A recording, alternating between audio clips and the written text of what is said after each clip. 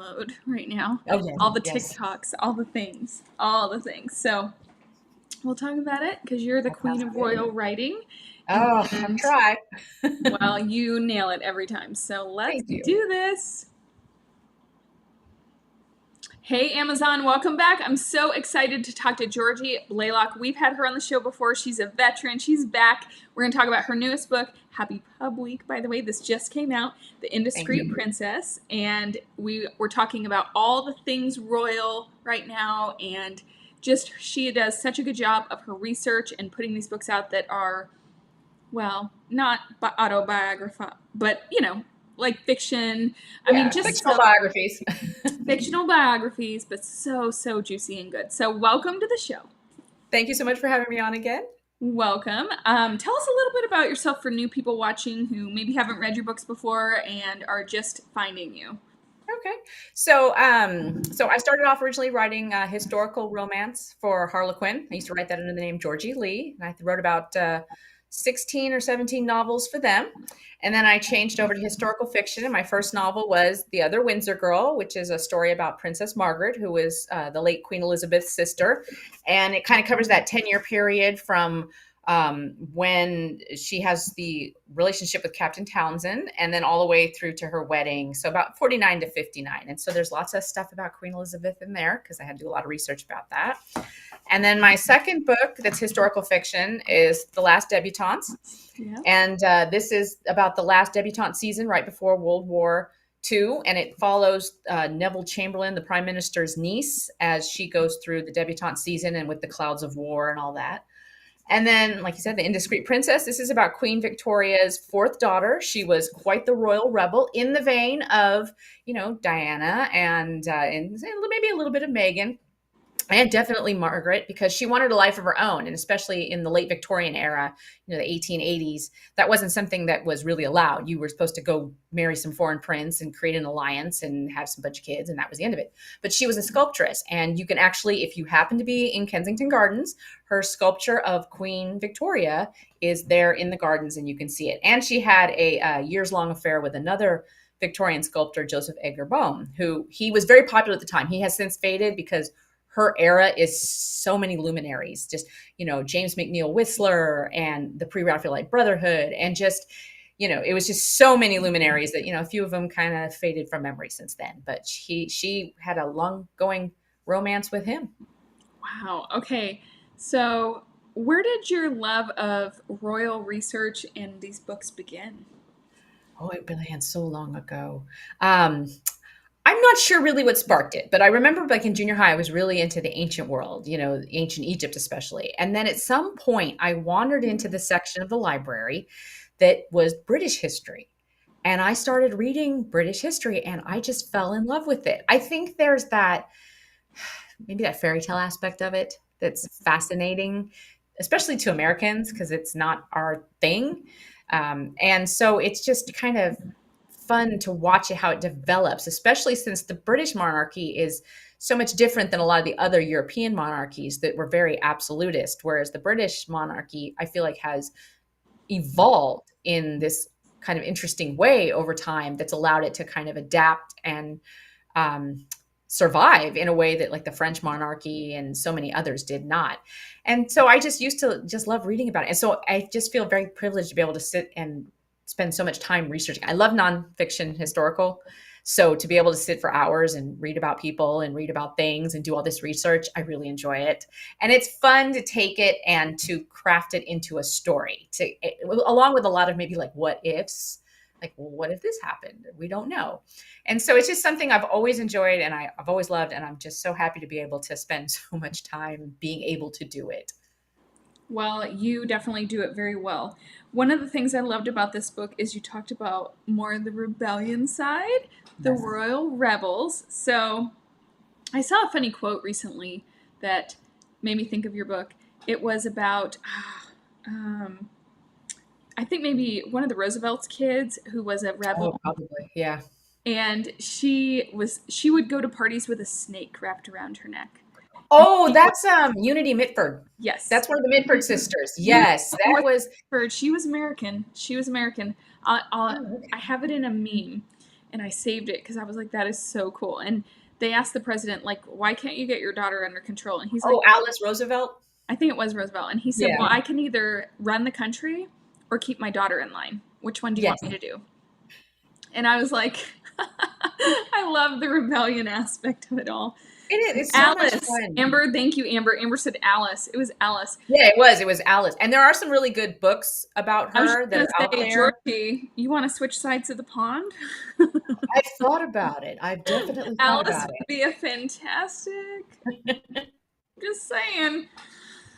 I have thought about it because there are some great stories on this side as well. And well, like one of them is oh my goodness, I've been blanking, but one of the presidents, and it was the really he bushy mustache. Anyway, he ended up becoming kind of like the ward of this young woman, and when she was 11, and when she was 21, he married her, and he was like 48, Okay, why and is this they not, had a very successful why is this marriage, not though. old Kevin Lyons? Where is this book?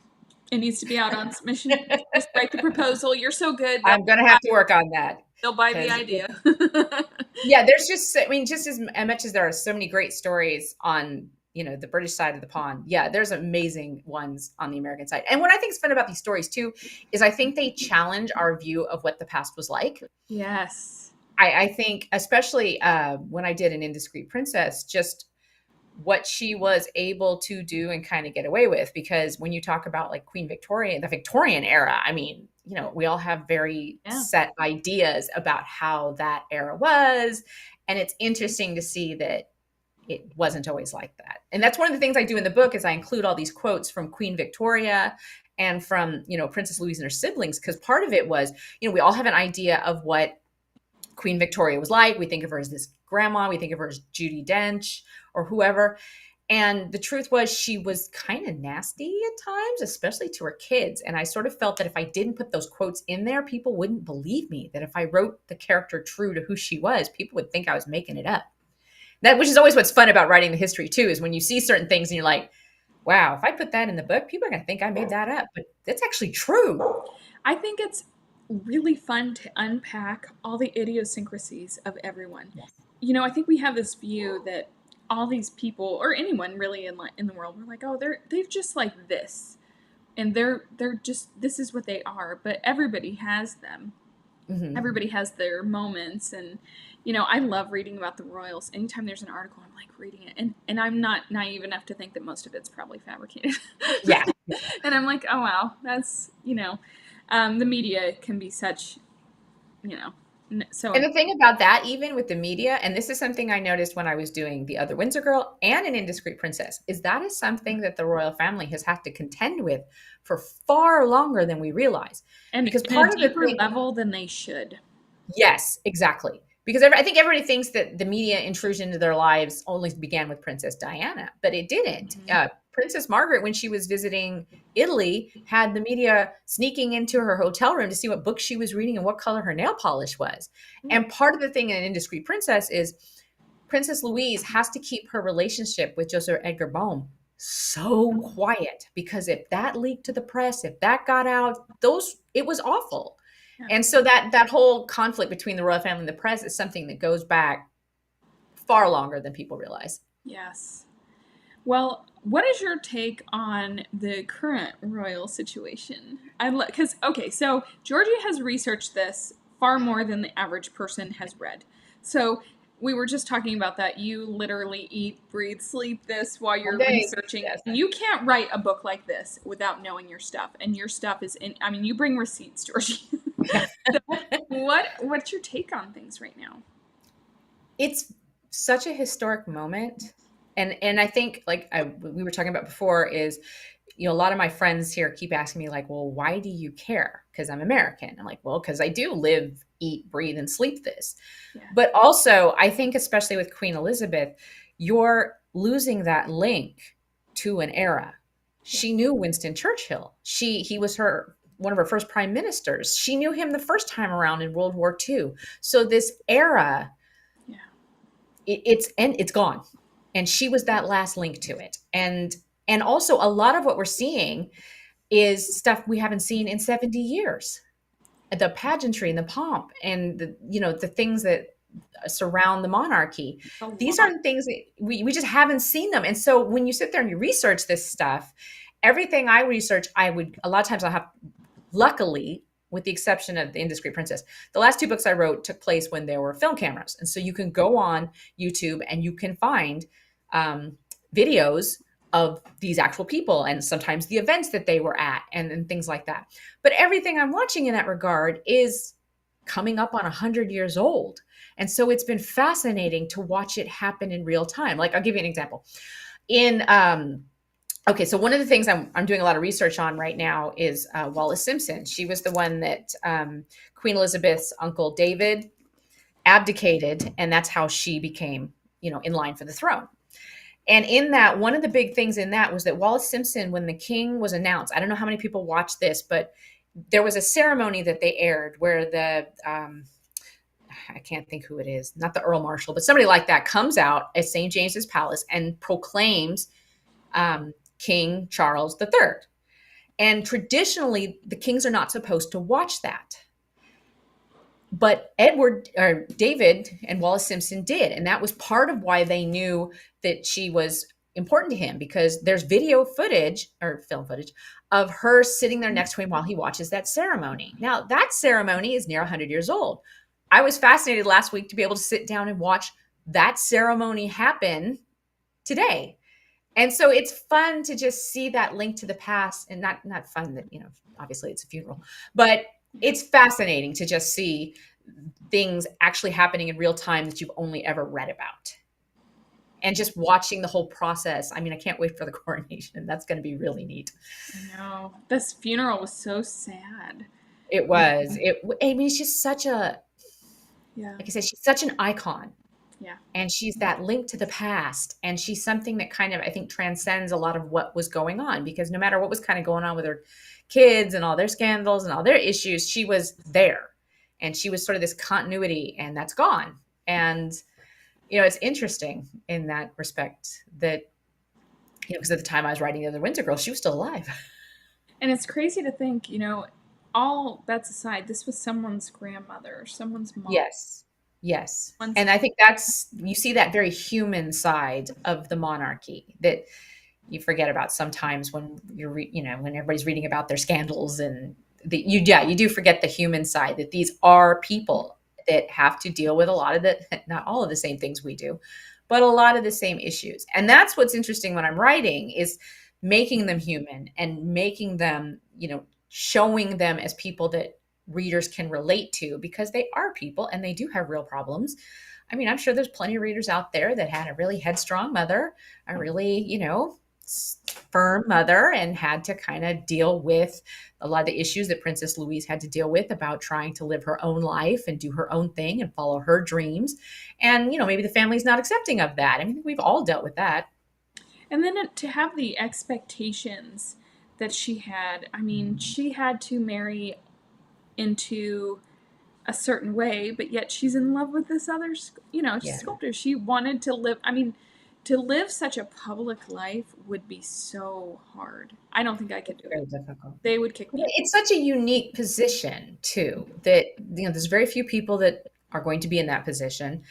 And yes, she had more say in her marriage than a lot of her siblings did. I mean, part of it is that Queen Victoria had 9 kids. And by the time you get down to the wedding of number 5 or 6, there's not quite as much scrutiny.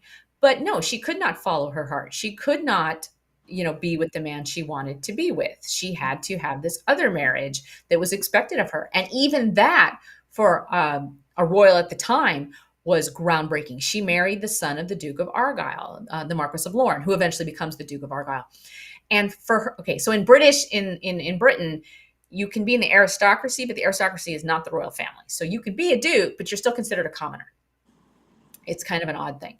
And so for her as a princess to marry a commoner, even though he's a duke's son, that was huge. And there was problems within her family about it, because her sister was going to be the Empress of Germany. And they're looking at it like, you're taking a step down. And her reasoning was that she wanted to stay in England. She didn't want to make one of these dynastic marriages and go abroad. And part of that was because her whole life was here, her sculpting and her work and all that. But yeah, it's just interesting to see, like, nowadays royals can do that, but back then they couldn't. Oh yeah, I remember in the 90s telling my mom that Harry and William were so cute, and she goes, "Ugh, they would never marry an American." Right. And when he married Meghan Markle, I was like, "Oh, Mom, do you remember what you said?"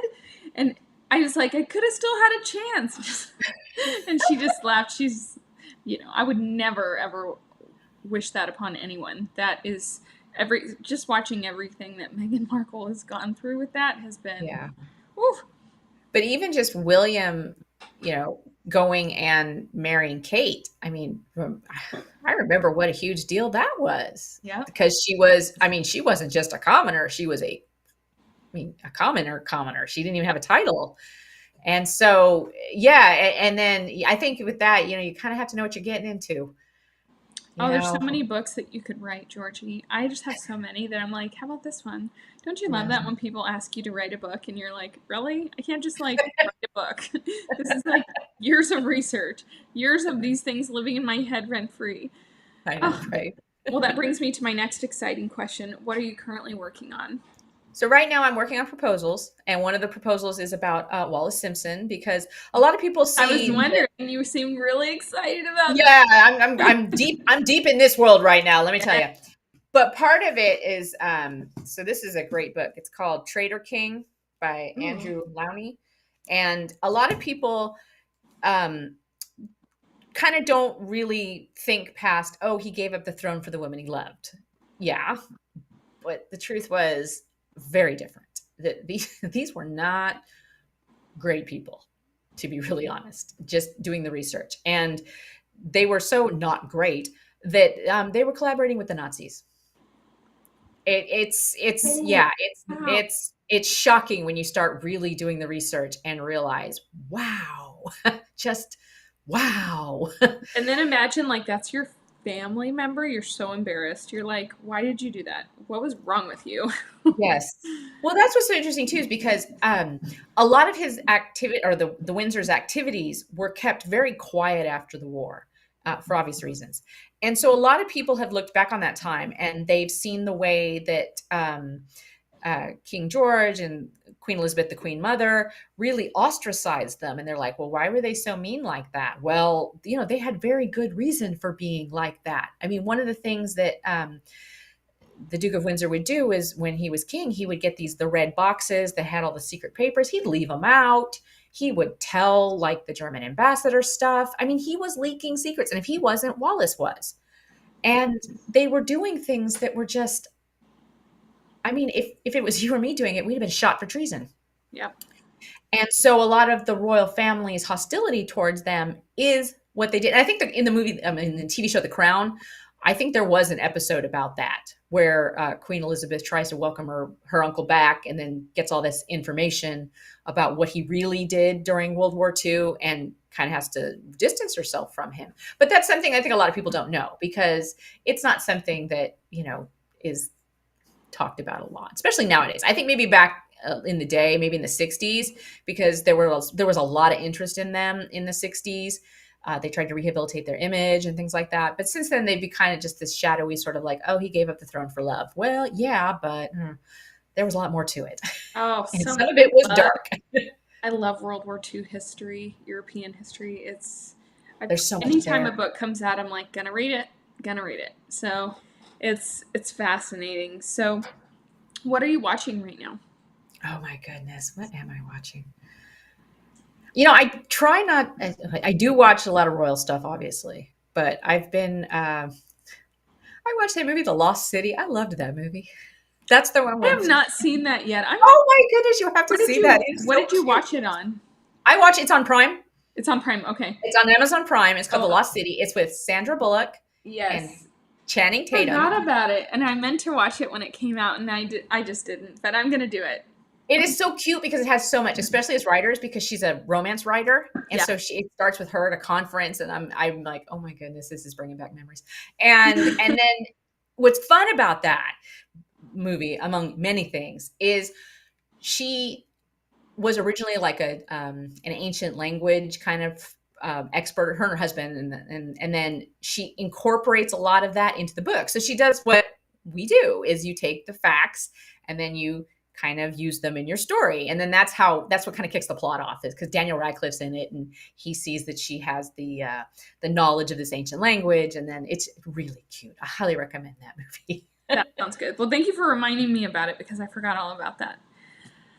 What advice would you have for an aspiring author? My advice is always to write, because that's everything else, the learning, and that's all kind of around it. But writing, I think, is the just sit down, get in that habit of putting pen paper, or sit in your desk at the keyboard not every day because life, but most days. Get yourself in that habit, because as you write, you will learn more as you write, and then applying the things that you're learning about story structure and editing to stuff that's on the page. Because one of the things they always say is, you can't edit a blank page. And so I think a lot of people are kind of afraid to just start writing. And yes, it's going to be bad. Yeah. Your first attempts are going to be awful, but that's how you learn. And so that's what I always tell people: just sit down and do it. Well, where else can we find you and support you online? I am on Instagram at Georgie Blalock.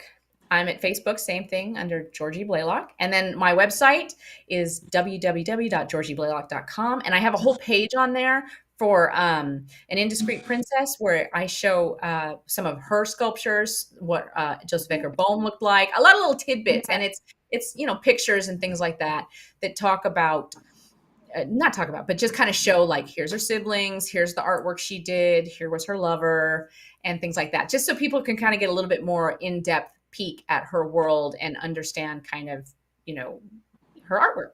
I cannot wait to look that up. I love that.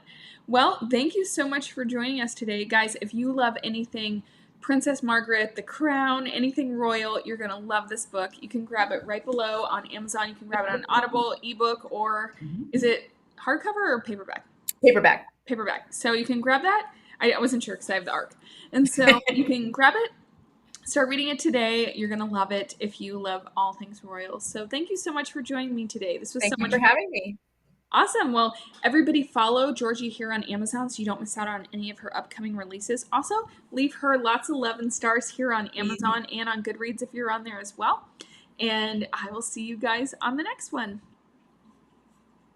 All right. Bye.